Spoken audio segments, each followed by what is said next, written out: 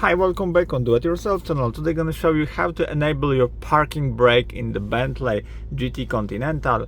To enable the parking brake in your car, you have to press on your brake here with your foot, and there is a button. You have to put it on the upside here, and your Bentley says it's park, and the red light is on your button here, and now your Bentley have enabled the braking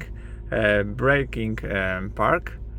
But if you want to disable it, one more time, press your foot on the brake, press this button down here, and as you see, our icon is missing and your brake parking is disabled.